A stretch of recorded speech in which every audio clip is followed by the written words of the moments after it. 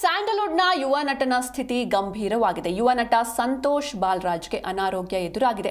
ಹಿರಿಯ ನಿರ್ಮಾಪಕ ಬಾಲರಾಜ್ ಅವರ ಪುತ್ರ ಸಂತೋಷ್ ಬಾಲರಾಜ್ ಜಾಂಡಿಸ್ನಿಂದ ಬಳಲಿ ಐಸಿಯುನಲ್ಲಿ ಚಿಕಿತ್ಸೆಯನ್ನು ಪಡಿತಾ ಇದ್ದಾರೆ. ಸಂತೋಷ್ ಕರಿಯಾ 2, ಕೆಂಪ, ಗಣಪ, ಸತ್ಯ ಚಿತ್ರಗಳಲ್ಲಿ ಇವರು ನಾಯಕ ನಟನಾಗಿ ನಟಿಸಿರ್ತಾರೆ. ಇನ್ನು ಬರ್ಕ್ಲಿ ಸೇರಿ ಮುಂತಾದ ಚಿತ್ರಗಳಲ್ಲಿ ನಾಯಕನ ಪಾತ್ರವನ್ನು ನಿರ್ವಹಿಸಿರ್ತಾರೆ. ಇನ್ನು ಕುಮಾರಸ್ವಾಮಿ ಲೇಔಟ್ನ ಸಾಗರ್ ಅಪೋಲೋ ಆಸ್ಪತ್ರೆಗೆ ಇವರನ್ನ ದಾಖಲಿಸಲಾಗಿದೆ.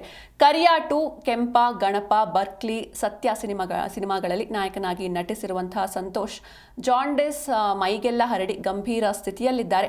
ಸಂತೋಷ್ಗೆ 34 ವರ್ಷ ವಯಸ್ಸಾಗಿತ್ತು. ಅಮ್ಮನ ಜೊತೆಗಿದ್ರು ಸಂತೋಷ್ ಬಾಲರಾಜ್ ಅವರು. ಇನ್ನು ಅಪ್ಪ ಆನೇಕಲ್ ಬಾಲರಾಜ್ ದರ್ಶನ್ಗೆ ಕರಿಯಾ ಸಿನಿಮಾ ಮಾಡಿದ್ರು. ಇನ್ನು ಮದುವೆ ಆಗಿರಲಿಲ್ಲ ಇವರಿಗೆ. ಜಾಂಡಿಸ್ ಆಗಿತ್ತು, ಹೀಗಾಗಿ ಸದ್ಯಕ್ಕೆ ಕೋಮಾದಲ್ಲಿದ್ದಾರೆ. 2 ದಿನಗಳ ಹಿಂದೆ ಆಸ್ಪತ್ರೆಗೆ ದಾಖಲಾಗಿರ್ತಾರೆ. ಸಂತೋಷ್ ಚೇತರಿಸಿಕೊಳ್ಳಲಿ ಅಂತ ಅವರ ಆಪ್ತರು ಹಾಗೂ ಕುಟುಂಬ ವರ್ಗ ಪ್ರಾರ್ಥಿಸ್ತಾ ಇದ್ದಾರೆ.